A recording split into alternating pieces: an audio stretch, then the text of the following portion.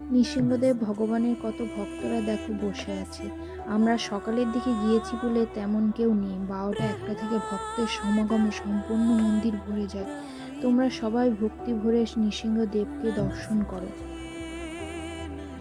ভগবানের গায়ে যত অলংকার আছে সবই সোনা এবং রূপো, সবই ভক্তদের দেওয়া।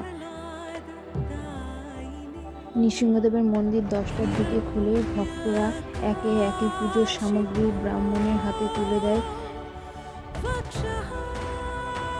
তবে পুজো শুরু হওয়ার আগে নৃসিংহদেবকে স্নান যাত্রা শুরু হয়।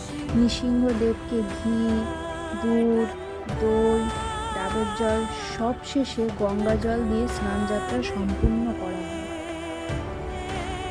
তবে নৃসিংহদেব সব থেকে পছন্দ করে তুলসী পাতার মালা।